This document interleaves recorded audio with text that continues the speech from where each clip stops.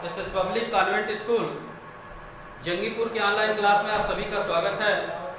Class 11 कक्षा 11 का जीव विज्ञान। जैसा कि आज हमको बताना है वर्गीकरण तथा समजातता, क्लासिफिकेशन एंड होमोलॉजी।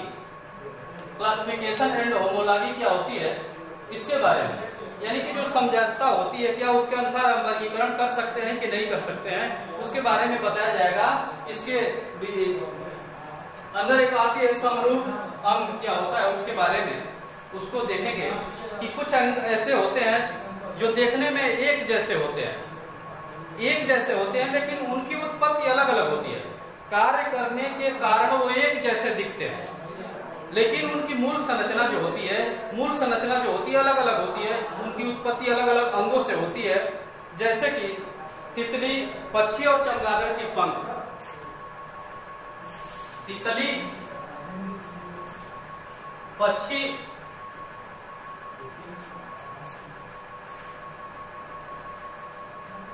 चमगादड़ के पंख।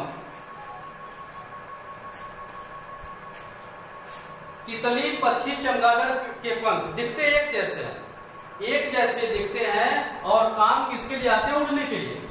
काम इनका उड़ने के लिए होता है, एक जैसे दिखते हैं लेकिन इनकी मूल संरचना, इनकी मूल उत्पत्ति अलग अलग अंगों से होती है। इस तरह के अंगों को समरूप अंग कहते हैं। एक तरह के रूप वाले समरूप यानी कि एनालॉगस ऑर्गन्स समरूप अंग। दूसरी हिंदी उसकी होती है सदृश्य अंग, एक जैसे दिखने वाले अंग।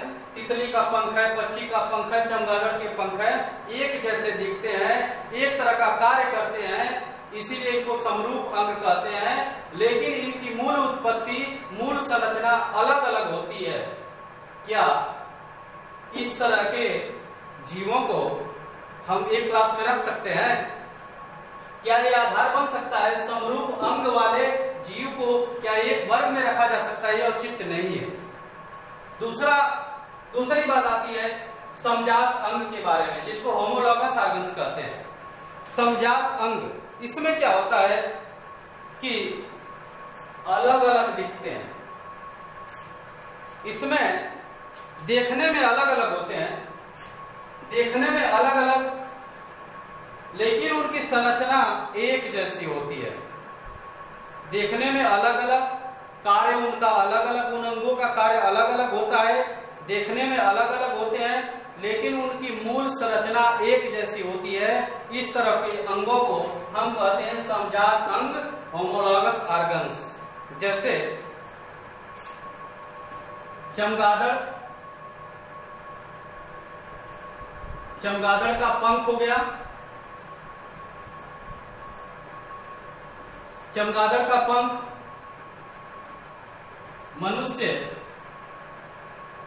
मनुष्य का हाथ, बाजू और व्हेल का फ्लीपर,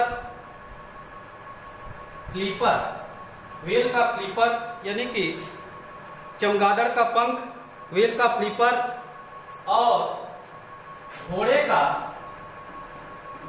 अग्रपाद,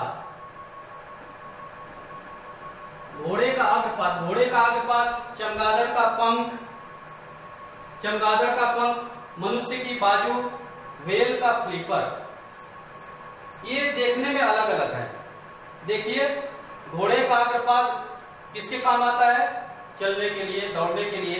चमगादड़ का पंख है उड़ने के लिए, मनुष्य का हाथ कार्य करने के लिए, व्हेल का फ्लीपर तैरने के लिए।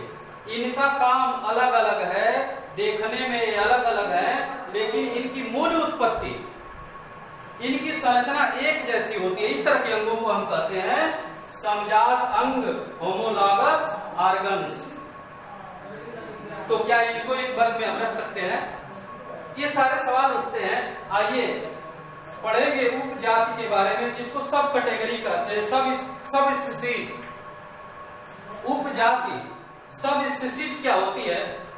मैं बताया था कि जातियां एक होती है, एक जाति, और वह जाति के कुछ सदस्य, उसी जाति के कुछ सदस्य अलग सिचुएशन में, अलग वातावरण में रहने लगते हैं तो उसमें कुछ थोड़ा बहुत परिवर्तन हो जाता है, उसमें चेंजेज हो जाते हैं, थोड़ा बहुत चेंजेज हो जाते हैं। लेकिन वो आनुवंशिक भिन्नताएं भी आती हैं, लेकिन वो इतनी छोटी होती हैं कि उससे उसके अंदर जो जन्म संकरण है, जनन के लिए वो क्षमता उनकी विकसित होती है।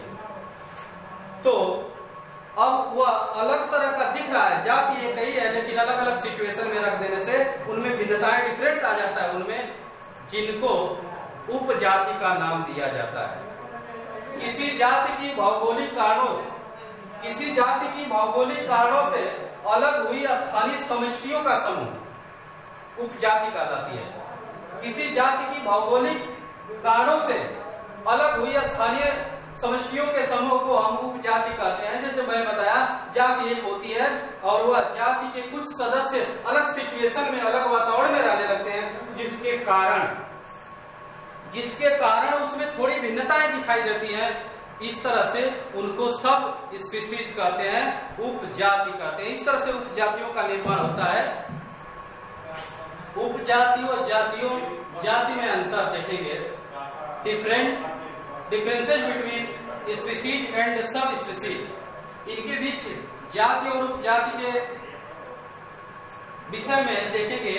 अभी वही बताया कि उपजातियां वे जातियां होती हैं जो जाति से अलग होकर किसी दूसरे भौगोलिक वातावरण में रहने लगती है, उसमें थोड़ा बहुत परिवर्तन हो जाता है, जिसको सब स्पीशीज के नाम से जानते हैं।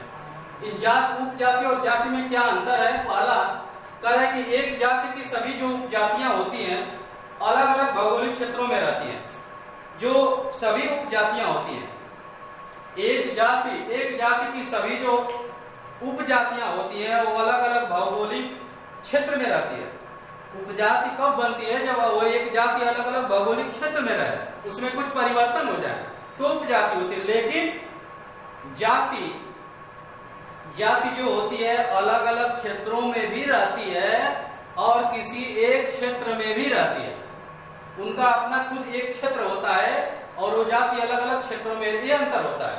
पहला, एक जाति की सभी उपजातियां जो होती हैं अलग अलग भौगोलिक क्षेत्र में रहती है, किंतु जाति जो होती है वह अलग अलग भौगोलिक क्षेत्र में भी रहती है और एक क्षेत्र में भी रहती है। दूसरा इसमें डिफरेंट क्या है? विभिन्न उपजातियों के सदस्यों के बीच जो जननी पार्थक्य होता है, अलगाव का विकास नहीं हो पाता है। यानी कि विभिन्न उपजातियों के सदस्यों के बीच जननी पार्थक्य यानी कि अलगाव का विकास नहीं पाया जाता है, जबकि जातियों में पूर्ण रूप से जननी पार्थक्य पाया जाता है। यह अंतर होता है इसमें, डिफरेंसेस बिटवीन स्पीशीज एंड सब स्पीशीज में इतने अंतर होते हैं। आगे देखेंगे उपजाति का विकासीय महत्व क्या है, यानी कि जो उपजातियां बनती हैं उनका विकास में, जैव विकास में कितना बड़ा योगदान है, कितना बड़ा उनका योगदान होता है जैव विकास में, इनका क्या महत्व है। देखिए, एक जाति जब दूसरे सिचुएशन, दूसरे वातावरण में रहती है तो उसमें परिवर्तन होते हैं, कुछ चेंजेज होते हैं। यहाँ तक कि आनुवंशिक परिवर्तन भी हो जाता है, आनुवंशिक चेंजेज होते रहते हैं और धीरे धीरे जब समय बीतता जाता है तो ये जातियां दूसरे भौगोलिक वातावरण में जो रह रही हैं उसमें वे छोटी छोटी भिन्नताएं, छोटे छोटे चेंजेज एक बड़े चेंज के रूप में, एक बड़े बदलाव के रूप में हो जाते हैं, जिससे वह जाति अपनी जाति से बिल्कुल अलग दिखती है। जहां से एक न्यू स्पीशीज, नई जाति का सृजन होता है, तो इस तरह से वह एक नई जाति बन गई, यानी कि जैव विकास हुआ। तो इस तरह से हम कहेंगे कि उपजाति का विकासीय महत्व क्या है। जाति अलग होकर उपजाति बनी और वह उपजाति में अपने मूल जाति से इतने चेंजेज उसमें हो गए, इतने परिवर्तन हो गए कि वह जाति एक नई जाति बन गई। वह उपजाति कहेंगे, वह उपजाति एक नई जाति बन गई। इसलिए हम देख रहे हैं कि उपजाति का विकासीय महत्व क्या है। आज के वीडियो में बस इतना ही। धन्यवाद।